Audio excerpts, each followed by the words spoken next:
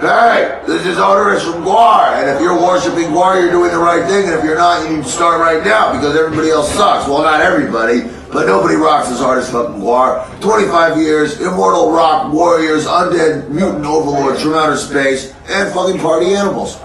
New album? Yes. Bloody Pit of Horror. Bloody Pit of Horror. It's a lot heavier than a lot of GWAR stuff has been. Well, that's what they keep saying. You know, we actually gained weight physically to get heavier. We're like, how can we make this album heavier?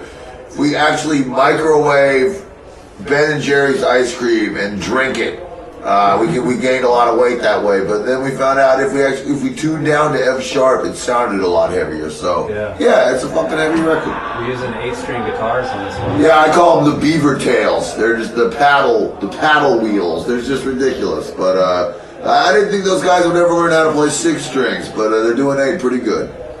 That's pretty rad. Why do you use 8 strings on this album? I just think it's got a weird kind of bizarre throb to it, you know. Definitely a different kind of guitar sound, almost like a Carcass kind of sound.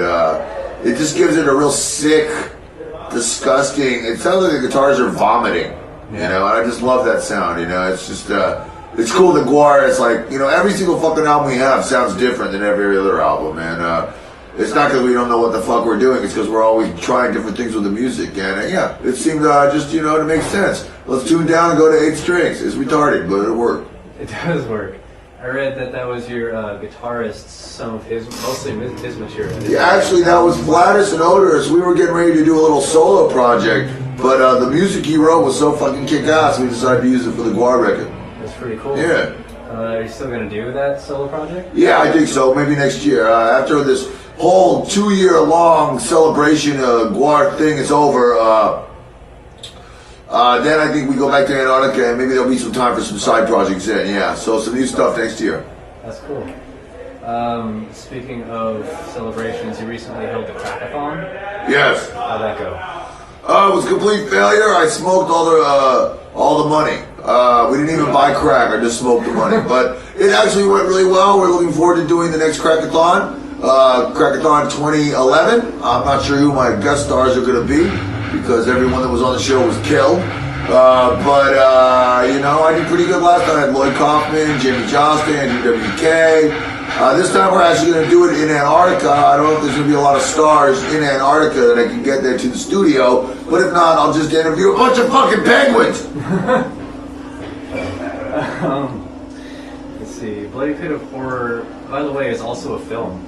Yeah, I know. I stole the title. Stole it? Completely. Alright, the film was based off of Marquis de Sade. Yes, yes. So it's like a tertiary thing. Sure, I mean, it was just all the same theme. I just kind of wanted to, a couple things about the Bloody Pit of Horror that are just different about other GWAR albums, and kind of like the things that I was trying to stir up in people. First of all, the title is from a 60s horror film, an Italian horror film, and, you know, I was just trying to harken back to an age where horror movies were made with style and care, and instead of being driven by computer graphic trickery and remakes. I can't stand remakes. It's very rare that a remake holds a candle to the original. The one notable exception being John Carpenter's The Thing, which is probably my favorite horror movie. But anyway, you know, it just like they had a lot more style, a lot more substance, and not a lot of bullshit to it. And that's also kind of what we do with the music as well. I mean, I remember not too long ago, it wasn't weird for bands to put out albums once a year. You know, and that's what we did on this one. We wanted to have a big 25th anniversary 2-year celebration, and we wanted to spoil our fans with 2 new original albums, and that's exactly what we fucking did. That's cool, man. The new album sounds great. Yeah, I'm amazed. I mean, you know, a lot of bands wouldn't be able to do that, but you know, it was just basically, to quote my friends in Pantera, it was a vulgar display of power, and you know, that's what we do. We're vulgar and powerful. Cool. Bloody Pit of Horror represents a new chapter in the GWAR mythos, right? Can you describe at all? Well, kind of. It's not quite as complicated as, you know, the Lust in Space thing. It's not quite as ridiculous as going to hell to fight Satan. It's pretty much just a zombified war fantasy. Oderus wants to destroy the human race, actually have them destroy themselves in the Bloody Pit of Horror, which is actually just the slam pit in front of the stage every night. After the show's over, we zombify everyone and invade outer space with our zombie shock army.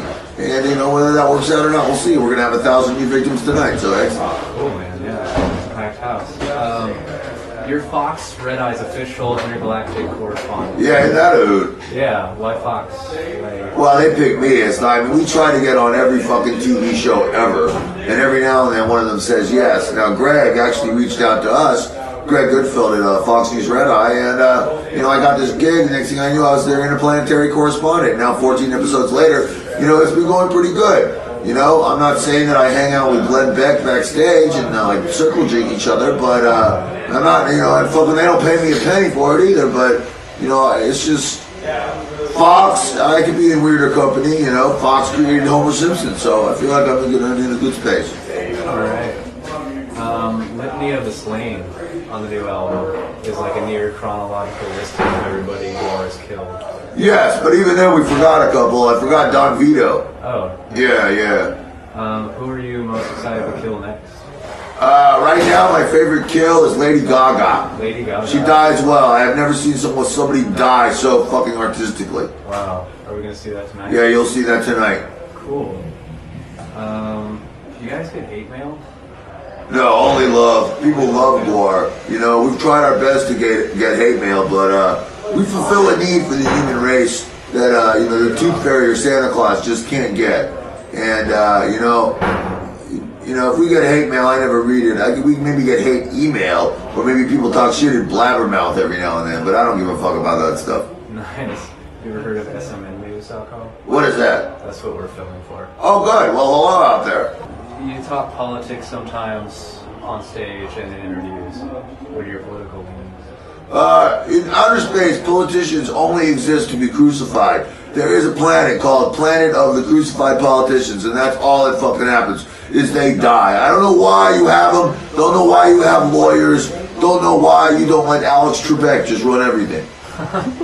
Well, I guess that's our time. Thank you very much. Thank you, very good. Thank you, humans out there. Support GWAR, you fucks, you'll die messily.